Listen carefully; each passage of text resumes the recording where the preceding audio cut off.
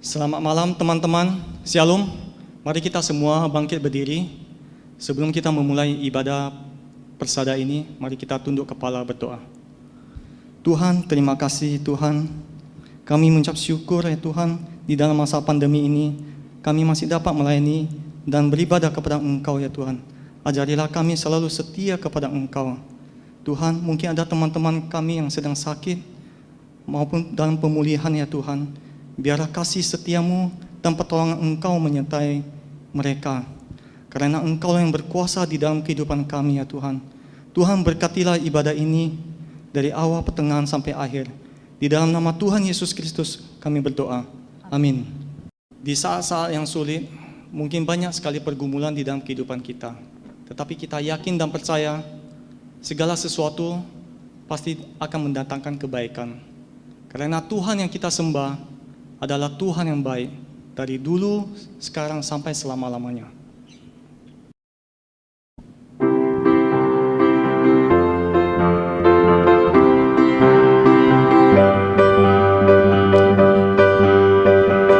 Tiada berkesudahan kasih setiamu Tuhan, selalu baru rahmat-Mu bagiku.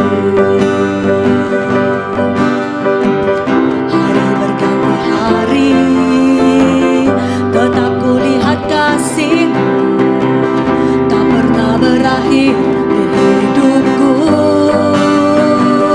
Tuhan Yesus baik, sungguh amat baik, untuk selama-lamanya. Tuhan Yesus baik, Tuhan Yesus baik, sungguh amat baik, untuk selama-lamanya. Tuhan Yesus baik. Tiada berkesudahan kasih setiamu Tuhan, selalu baru rahmat-Mu bagiku. Hari berganti hari, tetap kulihat kasih-Mu tak pernah berakhir di hidupku. Tuhan Yesus baik, Tuhan Yesus baik, sungguh amat baik, untuk selama-lamanya. Tuhan Yesus baik, Tuhan Yesus baik, sungguh amat baik, untuk selama-lamanya. Tuhan Yesus baik, untuk selama-lamanya, untuk selama-lamanya. Tuhan Yesus baik. Sebelum kita mendengarkan firman Tuhan, mari kita angkat satu pujian lagi. Roh-Mu yang hidup. Roh-Mu yang hidup penuhiku, mengalir dalamku. Jiwaku tenang bersama-Mu dalam naungan-Mu. Ku buka hati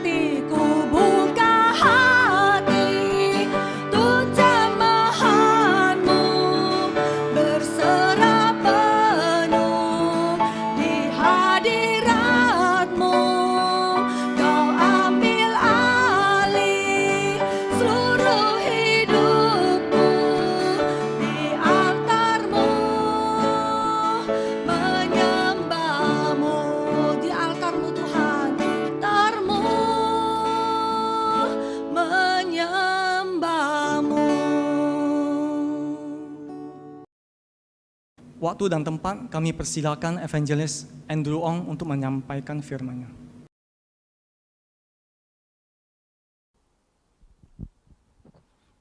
Shalom saudara-saudari yang ada di Persada Gereja King Mi Medan. Senang sekali kita bisa bertemu, meskipun tidak melalui visi, tapi melalui virtual ini, ibadah virtual ini, kita juga bisa bersama-sama dalam satu nama Tuhan. Nama saya Guru Injil Andrew, senang sekali bisa berjumpa dengan Anda. Hari ini kita bersama-sama merenungkan satu bagian firman Tuhan dengan tema indahnya kebersamaan. Firman Tuhan diambil dalam Mazmur yang ke-133, ayat pertama sampai yang ketiga. Saya akan bacakan buat kita sekalian. Nyanyian Ziarah Daud, sungguh alangkah baiknya dan indahnya apabila saudara-saudara diam bersama dengan rukun, seperti minyak yang baik di atas kepala meleleh ke janggut, yang meleleh ke janggut Harun dan ke leher jubahnya, seperti embun gunung Hermon yang turun ke atas gunung-gunung Sion, sebab kesanalah Tuhan memerintahkan berkat, kehidupan untuk selama-lamanya. Mari kita bersatu dalam doa sebelum kita mendengar kebenaran firman Tuhan. Bapa kami yang di surga, Bapa yang baik, Bapa yang mengasihi kami, Bapa yang menyediakan segenap kebutuhan hidup kami. Kami percaya juga Tuhan hari ini dalam persekutuan yang indah yang Engkau berikan kepada kami, Engkau juga mau berfirman kepada kami yang menjadi kebutuhan rohani kami melalui hamba-Mu. Dan Tuhan pimpin sertai setiap daripada kami, sehingga melalui kesempatan ini kami bisa benar-benar mendapatkan makanan rohani ini, dan iman rohanian kami, kehidupan kami, arah jalan hidup kami, setiap keputusan kami benar-benar ada daripada pimpinan Tuhan. Dalam nama Tuhan Yesus kami berdoa dan berserah kepada-Mu. Amin. Saudara-saudara sekalian, meskipun kita sudah memasuki pandemi COVID-19 ini selama 2 tahun lebih ini, dan memungkinkan kita mungkin tidak bisa sering-sering berjumpa, berkumpul dalam kebersamaan, tapi saya yakin saudara-saudara sekalian pasti punya kerinduan bagaimana bisa senantiasa berkumpul bersekutu setiap hari Sabtu malam. Hari ini sesuai dengan tema yang diberikan oleh panitia, saya yakin ini adalah tema yang begitu bagus, yang begitu baik untuk kita sama-sama bisa renungkan, yaitu indahnya kebersamaan. Saudara-saudara sekalian, saya yakin bicara tentang kebersamaan itu adalah sesuatu hal yang indah sekali. Kebersamaan itu bisa tentang bagaimana kita bisa berkumpul satu dengan yang lainnya. Di dalam falsafah orang Jawa itu ada satu perkataan yang saya dapatkan, yaitu mangan ora mangan, sing penting kumpul. Saya nggak tahu cara saya baca betul atau tidak ya, tetapi saya dapatkan artinya yaitu makan nggak makan asal kumpul. Istilah ini pernah disampaikan atau menjadi sebuah judul lagu yang dinyanyikan oleh Slank yang dirilis pada tahun 2014. Di dalam perkataan ini yang menjadi satu artinya yaitu kumpul menjadi kebutuhan manusia atau kebutuhan orang Jawa atau sekelompok orang dibandingkan makan. Kalau kita kumpul tidak masalah, makannya apa? Makannya enak, makannya mahal. Yang penting kita bisa kumpul satu dengan yang lainnya. Saudara-saudara sekalian, sebagai makhluk sosial, manusia pada dasarnya tidak dapat hidup sendiri. Kita membutuhkan keterhubungan atau interaksi antar manusia yang satu dengan yang lainnya. Namun juga ternyata bukan semata-mata manusia sekedar hidup berhubungan dengan orang lain saja. Manusia juga membutuhkan hidup atau interaksi dengan orang yang ia cintai ataupun mencintainya. Itulah yang dinamakan dengan keluarganya. Itulah yang dinamakan dengan orang yang dikasihinya. Saudara-saudara sekalian, keluarga adalah wadah di mana kita manusia dapat melakukan segala sesuatu bersama-sama dalam sebuah ikatan yang indah. Melakukan apapun dengan orang-orang yang kita cintai, tentu lebih luar biasa dibandingkan kita melakukannya seorang diri, bukan? Coba kita bayangkan bagaimana Tuhan memandang tentang kebersamaan itu. Apa yang disebut dengan kebersamaan sejati seperti yang dimaksudkan oleh Tuhan? Saudara-saudara sekalian, melalui Mazmur 133 yang tadi kita baca itu kita kan belajar sama-sama makna daripada kebersamaan itu. Mazmur ini terkenal akan keindahannya, terkenal akan bobot makna kata demi kata yang terkandung di dalam tulisannya. Tadi seperti Mazmur pertama kali yang kita baca di ayat pertama ini, Mazmur ini ditulis oleh Daud sebagai nyanyian ziarah atau nyanyian pendakian. Maksudnya adalah Mazmur ini seringkali digunakan bangsa Israel pada saat itu dari berbagai tempat mereka akan berkumpul untuk beribadah menuju ke Yerusalem. Dalam masa perjalanan mereka bersama-sama, mereka naik ke pegunungan di Yudea, tempat di mana Bait Allah itu berada. Pada saat itu mereka bersama-sama naik di tengah surutnya rute perjalanan itu. Ya, saya melihat ada sebuah buku mengatakan jalan itu begitu sempit, begitu kecil, begitu terjal, dan masyarakat dari segala arah orang-orang Yahudi itu berbondong-bondong, tidak kenal dari latar belakang mana, mereka harus bersama-sama menapak satu tujuan, yaitu mereka bersama-sama akan menuju ke Bait Allah untuk beribadah. Jadi kalau kita bisa melihat di sana dikatakan ada sepekatan, yaitu mengatakan kata saudara-saudara. Saudara-saudara itu digunakan bukan hanya dalam pengertian saudara secara umum, misalnya saudara kandung, adik, kakak, abang, dan lain sebagainya. Namun juga dikatakan sebagai satu istilah bahwa sebagai setiap orang percaya, sebagai setiap anak Tuhan, kita semua adalah anak Tuhan, itu adalah saudara-saudari. Amin. Saudara-saudari di dalam Tuhan, karena kita tahu kita di dalam Tuhan itu mengandung makna kekekalan. Hari ini saudara-saudari kita yang ada di dunia itu, abang, adik, kakak, kandung itu hanya sementara. Suatu kali kita akan kembali ke surga, ke rumah Bapa, dan dikatakan itu adalah saudara-saudari yang selamanya yang kita panggil dan menjadi saudara kekal.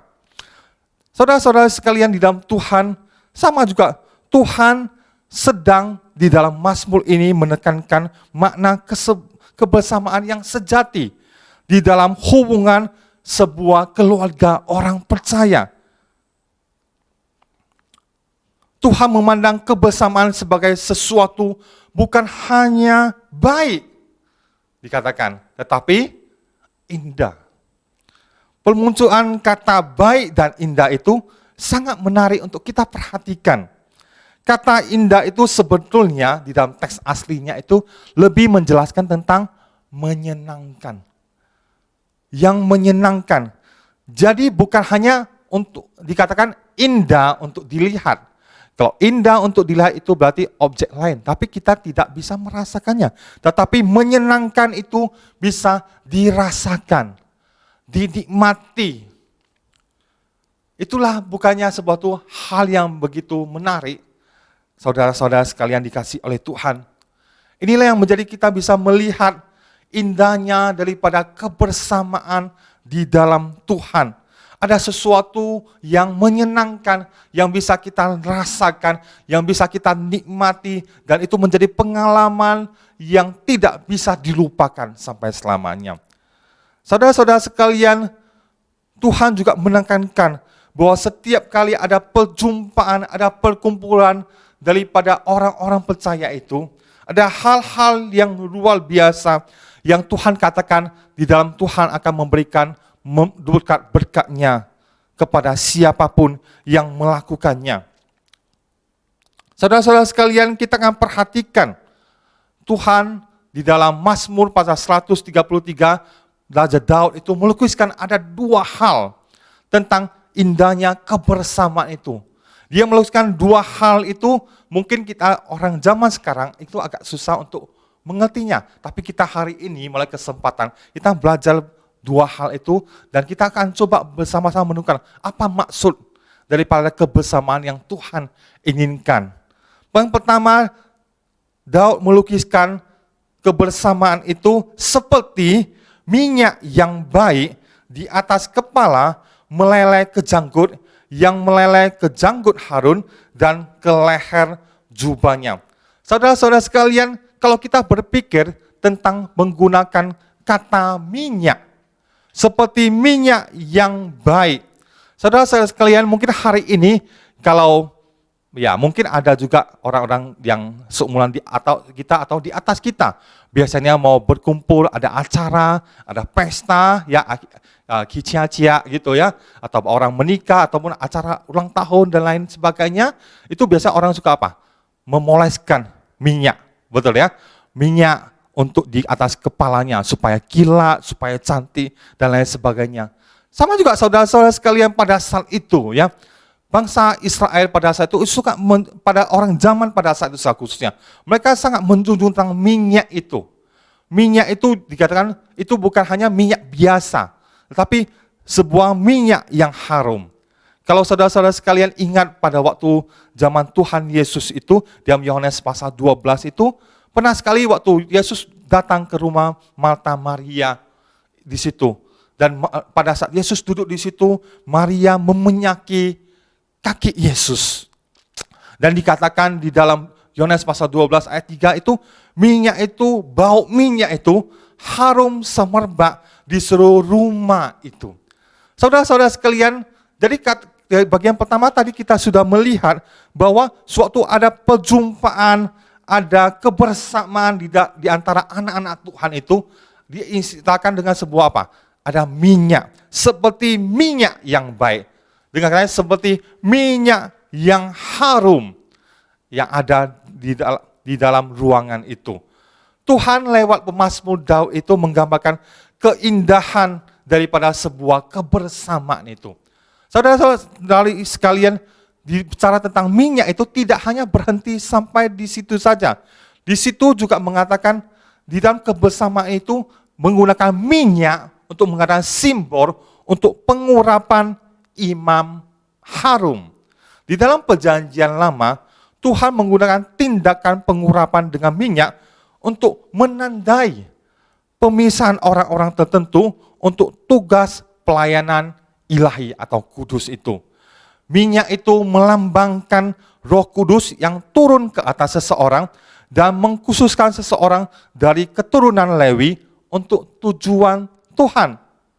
Dan pada saat itu Tuhan dalam hal ini menunjukkan Harun sebagai imam besar atas bangsa Israel dan mengurapi Harun dengan minyak. Sejak saat itu Harun setelah diurapi itu menjadi pemimpin rohani bagi bangsa Israel. Jadi saudara-saudara sekalian, apa maksud daripada minyak yang baik, yang harum itu saja?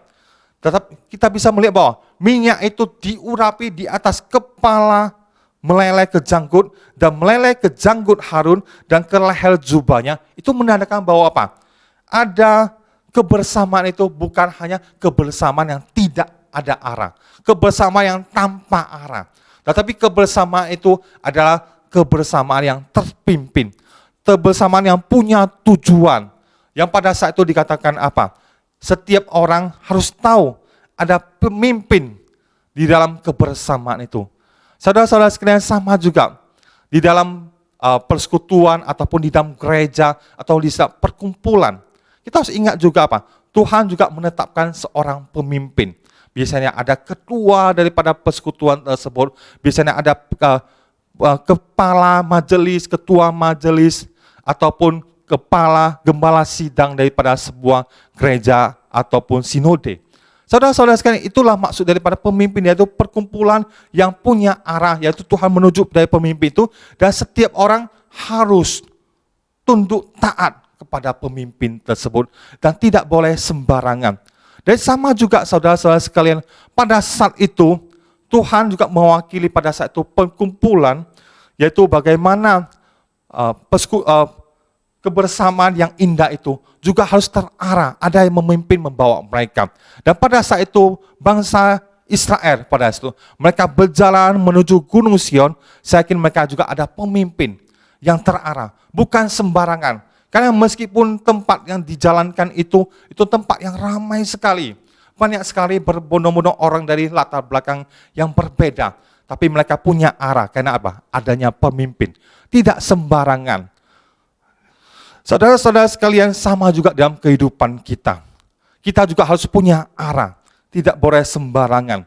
Dan yang kedua, saudara-saudara sekalian, di dalam ilustrasi ataupun perumpamaan yang di dalam Mazmur 133 itu dikatakan bagian kedua itu Pak, kebersamaan itu bukan kebersamaan apabila tidak berani berbagi kehidupan. Kita akan melihat di dalam Mazmur 133 ayat yang ketiga dikatakan apa? Seperti embun gunung Hermon yang turun ke atas gunung-gunung Sion, sebab kesanalah Tuhan memerintahkan berkat kehidupan sampai selama-lamanya.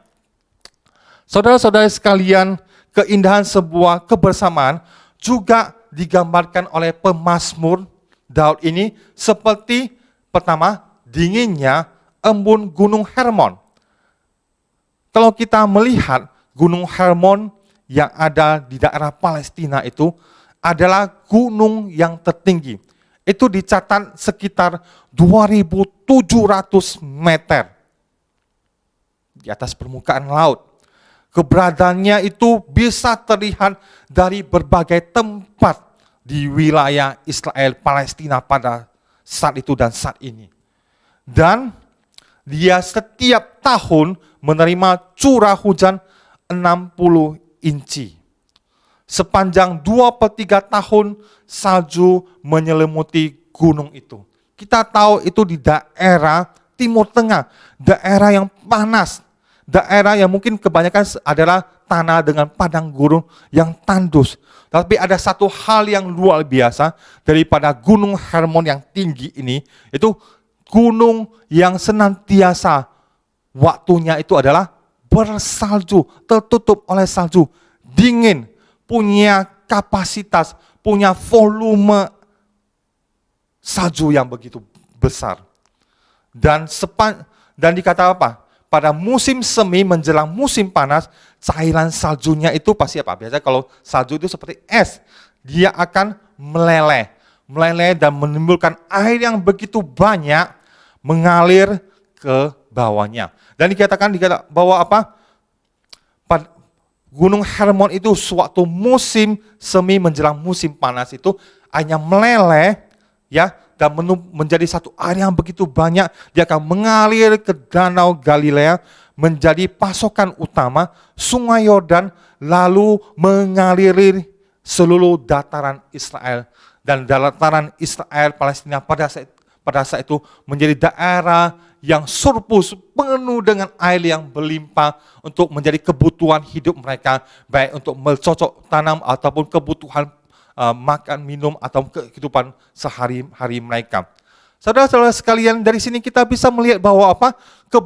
Keberadaan Gunung Hermon ini tidak hanya dapat dilihat dari jauh saja, namun aliran saljunya itu dapat dirasakan dan dicicipi oleh semua orang Israel.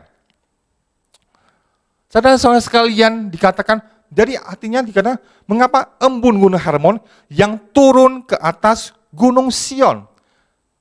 Sebenarnya jarak gunung Hermon dengan bukit-bukit atau gunung Sion sebenarnya sesuai dengan peta itu sekitar 200 sampai 300 km, begitu jauh. Tetapi kita mengapa embunnya itu bisa sampai kepada Sion? Ini menandakan bahwa apa? Satu kondisi bahwa Gunung Hermon itu sampai menimbulkan embun atau berembun itu diartikan dengan sebuah berkat, ya, yang sampai ke Gunung Sion, itu apa? Gunungnya Tuhan. Dengan kata lain, sama juga. Ini diartikan dengan setiap daripada kita yang berjumpa di dalam Tuhan. Ada kebersamaan di dalam Tuhan. Itu dilukiskan dengan sebuah gunung Hermon yang memiliki salju embun yang berbagi. Dan akhirnya apa? Menjadi berkat buat sesama. Saudara-saudara sekalian, sama juga. Kebersamaan kita bukan hanya untuk kita saja. Jadi kebersamaan orang-orang percaya itu bukan secara eksklusif saja. Ingatlah juga kebersamaan kita. Setelah kita bersama-sama berkumpul mendapatkan sukacita berkat daripada Tuhan. Ingatlah juga untuk apa? Kita bisa berbagi kepada sesama. Kita bisa membawakan berkat yang bisa dicicipi oleh orang sekitar kita. Kepada keluarga kita, kepada anak cucu kita, kepada teman-teman kita yang belum percaya pada Tuhan. Saudara-saudara sekalian, kita harus melihat bahwa Tuhan inginkan bahwa kita setiap sebagai orang percaya, kita berkumpul di dalam Tuhan. Bagian pertama, kita belajar bahwa kita harus punya kebersamaan yang terarah, terpimpin. Bukan sembarangan, bukan seperti di dunia ini, kita suka-suka kita. Tetapi kita punya arah, seperti minyak yang meleleh ke janggut Harun dan ke leher jubahnya. Dan yang kedua, kebersamaan ini bukan kebersamaan apabila kita tidak berbagi. Kita hanya berkumpul saja untuk kepentingan diri kita sendiri saja, hanya kita dapatkan dan kita tidak menjadi sarung berkat. Hari ini Tuhan mau kita, setiap daripada kita, setelah kita menikmati kebersamaan yang indah di dalam Tuhan, ingatlah bahwa Tuhan pengen supaya kita juga memberikan, berbagi sukacita Tuhan kepada orang di sekitar kita. Dikata apa? Sebab kesanalah, sebab Tuhan memerintahkan berkatnya, kehidupan untuk selama-lamanya di dalam Tuhan. Kiranya Tuhan memberkati kita melalui renungan singkat pada pagi hari ini, pada malam hari ini, supaya kita bisa bersama-sama belajar bahwa Tuhan penginkan kita punya satu persekutuan yang indah di dalam namanya. Mari kita bersatu dalam doa. Bapa kami yang di surga, kami bersyukur dan berterima kasih bagaimana Tuhan Engkau telah memimpin kami pada malam hari ini, untuk kami bisa setiap daripada kami terpanggil untuk bersekutu dalam kasih Tuhan. Kami percaya Tuhan ada hadir-Mu, ada tangan pengasihan-Mu, ada pimpinan-Mu dalam hidup kami. Dan kami mau juga Tuhan Engkau senantiasa bersama dengan kami. Berkati persekutuan yang indah ini, persekutuan Persada Kingmi Medan ini. Sehingga benar-benar kami berjumpa bukan hanya dengan kemauan kami saja, tapi ada karunia Tuhan, ada urapan Tuhan, ada penyertaan Tuhan dalam kehidupan kami. Kami juga berdoa berserah Tuhan untuk setiap daripada pemimpin gereja ini Tuhan, untuk para hamba Tuhan, untuk majelis, untuk pemimpin persekutuan, setiap jemaat Tuhan anggota yang ada. Setiap orang bisa bersatu hati, bersama-sama, saling mengasihi, saling berbagi, saling menjadi satu kesaksian hidup sebagai orang-orang percaya. Terima kasih Tuhan, inilah doa kami. Dalam nama Tuhan Yesus kami berdoa dan berserah padamu. Amin. Terima kasih, Tuhan berkati kita sekalian. Terima kasih atas firman yang disampaikan oleh Evangelis Andrew Ong. Biarlah firman-Nya menjadi berkat untuk kami semua. Mari kita mempersiapkan hati kami untuk memberikan persembahan yang terbaik untuk Tuhan. Persembahan dapat dilakukan melalui transfer ke rekening BCA yang tertera di layar ini.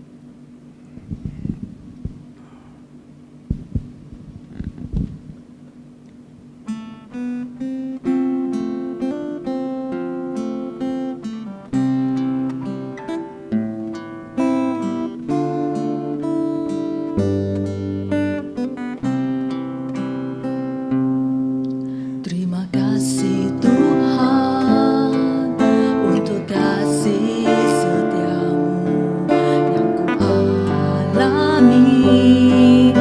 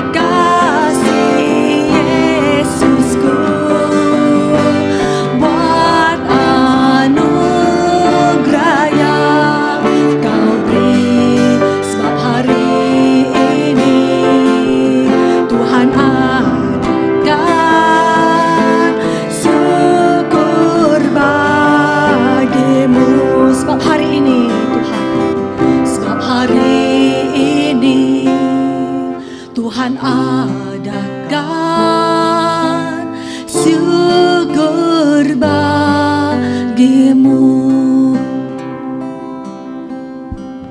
Kita tundukkan kepala kita berdoa bersama-sama. Bapa kami di dalam surga, kami bersyukur dan berterima kasih ya Tuhan. Pada malam ini ya Tuhan, kami diberi kesempatan ya Tuhan untuk mendengar firman-Mu Tuhan. Berkati ya Tuhan kiranya menjadi makanan rohani bagi kami, menguatkan kami ya Tuhan. Ya Tuhan, kami juga memberikan persembahan ya Tuhan. Banyak berkat-Mu yang tak terhitung yang Kau berikan kepada kami ya Tuhan. Tuhan kiranya Kau berkenan ya Tuhan atas persembahan kami ini ya Tuhan. Dan menjadi persembahan yang harum di hadapan-Mu Tuhan. Dan kiranya Tuhan berkati, Tuhan pakai untuk pekerjaan persada di gereja kami. Terima kasih ya Bapa, kami berdoa dan bersyukur hanya di dalam nama Tuhan kami Yesus Kristus. Amin.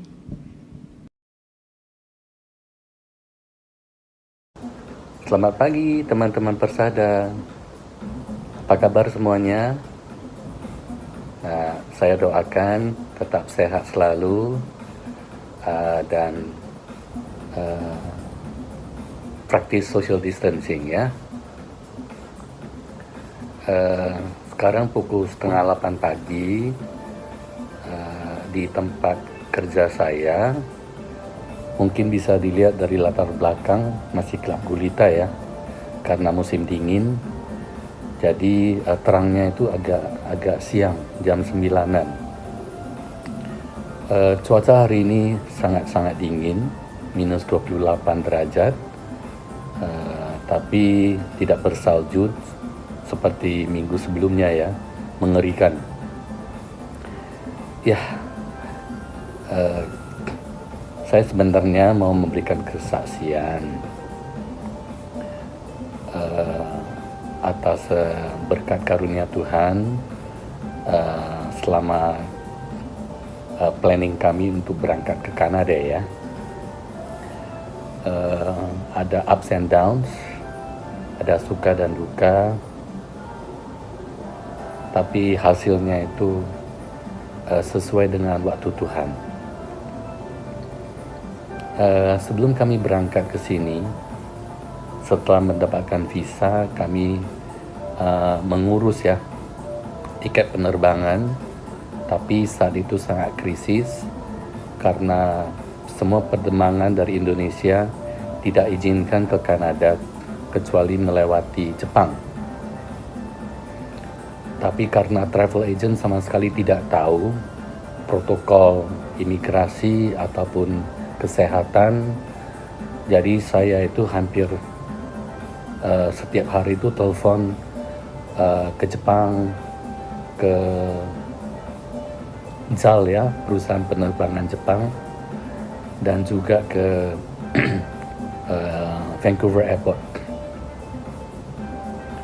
Ya, sebenarnya kami bisa langsung mendarat di Toronto, tapi karena peraturan dari pemerintah Kanada, tidak ada penerbangan yang boleh dilakukan secara domestik, dan semua yang tiba harus dikarantina 14 hari di bandara pertama kali mereka tiba. Dan buat kami itu adalah Vancouver. Nah, setelah ini selesai, kami mulai booking tiket dari Medan ke Jakarta memakai Garuda. Dan semua sudah oke sampai kita mendapat kabar sekitar 3 hari sebelum berangkat bahwa Garuda cancel penerbangan jam 11 pagi. Kami panik karena kalau kami ngambil penerbangan yang agak sore, takutnya tidak bisa connect ke penerbangan ke Jepang, yakni sekitar pukul 9.50 malam. Dan mau tidak mau, kita harus mengikuti instruksi dari Garuda untuk dipindahkan ke pesawat jam 4 sore. Karena kami takut bahwa penerbangan ini juga dibatalkan dan akan diundur ke jam 7:30 malam, saya booking pesawat Citylink yang jam 11 pagi. Supaya lebih aman ya, tahu-taunya keesokan harinya Citylink jam 11 pun batal diterbangkan dan diundur menjadi pukul hampir seperti dengan Garuda jam 4. Jadi mau nggak mau kita seperti taruhan lah ya. Dan pada saat itu saya sudah mulai pesimis, dan sebagai seorang Kristen mulai merasakan bahwa Tuhan tidak beserta dengan rancangan kami. Tapi istri saya justru tetap memberi dukungan, support bahwa Tuhan pasti ada jalan yang lain kalau sudah diberikan visa untuk ke Kanada. Saya sangat stres waktu itu, sampai berat badan turun hampir 5 kilo, tidak bisa tidur, selera makan pun menurun, padahal saya biasanya melahap ya. Nah, pada hari H, pas kami tiba di bandara, untuk check-in ke Garuda, kami mendapat kabar bahwa Citylink diundur jadi kena pukul 6:30 malam. Kaget setengah mati. Berarti mau nggak mau kita udah harus naik Garuda ya. Ya, Garuda seharusnya terbang jam 4, tapi diundur sampai 5:30 juga. Wow, itu udah sampai ribet ya. Kalau kita sampai Jakarta masih harus tunggu bagasi, masih harus dorong troli ke international department. Untung Tuhan mengirim seorang porter di bandara yang standby untuk mengasar kita ke terminal internasional. Oke, dan sesampainya di sana kami melihat antrian yang sangat panjang. Lega, berarti kami tidak terlambat, masih sempat untuk boarding. Ya, dan selanjutnya itu kami terbang mengikuti protokol sampai di Kanada. Kami karantina di hotel selama 14 hari, kemudian kami keluar. Sesampai di tempat tujuan, kami seperti orang yang refugee, namanya apa itu? Pengungsi. Ya, terlantar di tempat baru, tanpa famili, saudara atau teman, dan kami harus bersandar kepada kuasa daripada Tuhan. Pertama yang paling penting, kami harus mencari ke tempat tinggal, dan untuk 3 atau 4 hari pertama, kami sekeluarga berempat jalan kaki. Oke, dari hotel ke setiap real estate, hampir kami mengunjungi 7 untuk mendapatkan apartemen. Apartemen pertama yang kami sangat suka, yang akhirnya kami ditetapkan Tuhan di sana, itu menyebutkan bahwa ada waiting list sekitar ratusan orang. Kagetnya kita setengah mati. Kalau demikian berarti tempat lain pun hampir sama ya. Tanpa tempat tinggal, anak-anak kami tidak akan diberikan sekolah yang gratis oleh pemerintah setempat. Oke, kami sudah sangat down karena tidak mungkin lah ya kalau kami diberikan, kalau waiting listnya itu sedemikian panjang. Oke, disarankan untuk email semua dokumen yang diperlukan oleh property agent tersebut pada malam harinya. Keesokan pagi jam 9 saya mendapatkan bel dari property agent bahwa ada 1 unit untuk keluarga kami. Wow, itu sangat excited ya. Dan buru-buru kami tidak tunggu lagi, langsung ke sana untuk melihat apartemen dan langsung tekan kontrak selama 1 tahun. Nah, coba kalian bayangkan, siapa di balik semua ini kalau bukan Tuhan kita yang Maha Kuasa. Tanpa tuntunan daripada Tuhan, tidak mungkin kami bisa mendapatkan tempat tinggal dalam kurun waktu 4 hari di tempat baru yang sangat asing. Ya, dari kesaksian ini saya juga mau menyatakan bahwa kami sebagai anak-anak Tuhan seharusnya tidak pernah meragukan kebesaran kuasa Tuhan. Kita seharusnya setiap hari bersandar kepada Tuhan, karena waktu Tuhan itu bukan waktu manusia. Dan percayalah bahwa waktu Tuhan itu sangatlah baik, sempurna, dan tepat pada waktunya. Sama seperti juga Tuhan memberikan saya pekerjaan di tempat ini, walaupun saya harus menunggu 4 bulan lamanya. Bayangkan biaya harus keluar, dan juga stresnya itu tidak bekerja sama sekali. Bersyukur Tuhan memberikan saya bukan 1 pekerjaan, tapi 2 sekaligus. Nah, siapa lagi kalau bukan Tuhan? Terus karena tempat kerja saya itu di pusat kota dan harus naik bus dan lumayan jauh, kalau musim dingin itu bisa sampai minus 40 ya. Jadi wah, ini saya tidak bisa berangkat karena Tuhan mengirimkan seorang malaikat. Siapa malaikat ini? Ternyata teman kerja saya, seorang India, dia rumahnya cuman di corner ya, di sudut rumah saya. Dan dia menaruhkan saya untuk mengikuti kendaraannya setiap hari kerja. Wow, ini satu lagi mujizat dari Tuhan. Dan percayalah kalau Tuhan sudah memberikan, Tuhan pasti akan melengkapi supaya anak-anaknya itu tidak terbelangkai. Ya, demikianlah kesaksian saya. Semoga ini memberikan kekuatan kepada kalian semua dan menumbuhkan iman kalian untuk selalu melayani Tuhan, untuk selalu bersandar kepada Tuhan, dan berdoalah selalu. Firman Tuhan itu benar dan hidup adanya. Salam sejahtera dari Susan Mary, dari keluarga Rusli. Untuk jadwal persada berikutnya, tanggal 12 Maret, kami sangat mengharapkan kehadiran teman-teman untuk mengikuti ibadah persada ini. Mari kita mempersiapkan hati, kita menerimakan berkat Tuhan oleh Pendeta Iwan Purnomo.